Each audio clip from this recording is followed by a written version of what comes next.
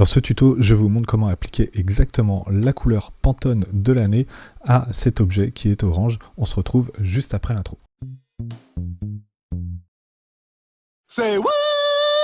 Pour commencer à modifier la couleur exactement d'un objet dans Affinity Photo, eh bien, prenez une photo, ouvrez-la dans Affinity Photo et ensuite prenez l'outil sélection d'objet.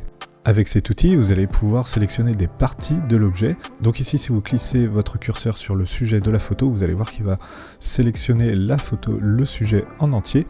Tandis que si vous appuyez sur Shift et Alt en même temps, eh bien l'outil va tout simplement détecter les parties qui composent votre objet. Donc ici, en maintenant Shift et Alt et en cliquant, vous allez pouvoir sélectionner une première partie et vous continuez à maintenir Shift et Alt et vous allez sélectionner une seconde partie.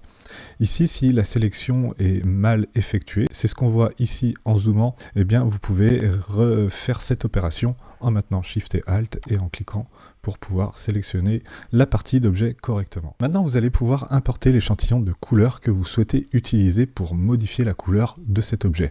Dans ce tuto, je vous propose d'utiliser la couleur Pantone de l'année 2025. Pour cela, rendez-vous sur le site officiel de Pantone. Voilà, on se retrouve sur le site officiel de Pantone et ceux qui connaissent le nuancier Pantone savent à quoi je fais référence. Donc ici, on est sur le Pantone 2025 qui s'appelle Mocha Mousse et on va prendre l'échantillon ici de cette couleur, le Mocha Mousse, en faisant un copier-coller de cet échantillon dans Affinity Photo. Donc ici, on va faire clic droit, copier l'image, et on retourne dans Affinity Photo et on fait CTRL-V pour coller l'image. Ici, vous allez pouvoir prendre l'image que vous avez collée dans Affinity Photo avec l'outil déplacer et la déplacer à côté de votre sujet comme ceci. Voilà, maintenant vous retournez sur le calque arrière-plan qui comprend votre sujet. Vous avez toujours votre sélection qui est activée. Si jamais vous avez perdu la sélection, eh bien je vais vous donner une petite astuce pour enregistrer votre sélection.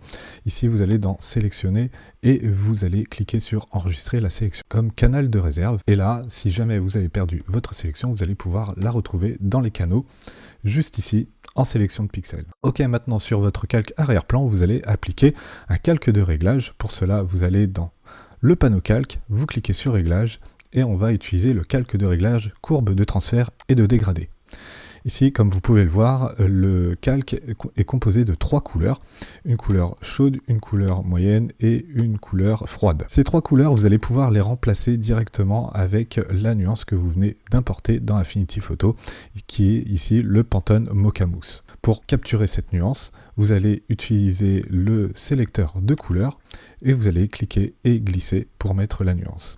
Et voilà, la nuance est changée sur votre pastille. Sélectionnez ensuite la seconde pastille et faites la même opération avec le sélecteur de couleurs. Vous cliquez et vous glissez pour sélectionner la couleur. Pareil avec la dernière pastille qui est bleue.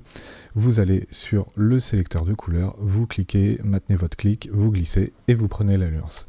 Et voilà, on dirait bien qu'on a exactement la même nuance sur toutes les parties de notre objet. Vous allez maintenant pouvoir enlever votre sélection en faisant CTRL-D. Maintenant, pour faire apparaître les ombres et les lumières de votre objet, eh bien, il va falloir régler les différentes nuances que vous avez dans votre calque de transfert et de dégradé.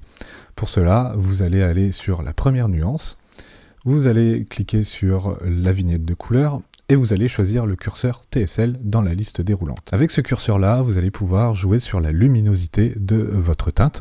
Donc ici, vous allez descendre la luminosité. Et là, tout de suite, on va commencer à retrouver certaines ombres de notre objet. Vous allez faire exactement la même opération, mais dans le sens inverse, sur la dernière nuance qui compose le dégradé.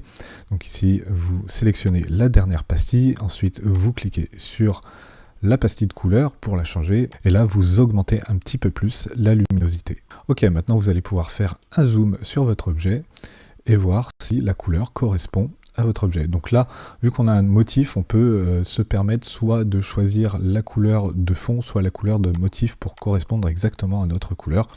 Ici, on va réajuster un petit peu plus la nuance ici pour correspondre un petit peu plus à notre couleur. Et donc là, maintenant, on va pouvoir faire apparaître d'autres ombres. Eh bien, il va falloir rajouter une pastille sur notre courbe de transfert et de dégradé. Vous cliquez au milieu de la pastille la plus sombre et de la pastille de la couleur maîtresse. Et donc là, vous allez pouvoir placer votre pastille maîtresse. Et là, vous allez voir qu'il y a d'autres détails qui apparaissent et aussi déplacer la pastille intermédiaire comme ceci pour donner un petit peu plus d'ombre et avoir une couleur qui correspond. Voilà, vous avez changé la couleur d'un objet grâce à une nuance exacte que vous avez sélectionnée dans Affinity Photo. Si ce tuto vous a plu, eh bien laissez-moi un petit commentaire, un petit pouce levé en l'air. C'était Laurent, je vous dis à plus tard pour un prochain tuto sur la suite Affinity.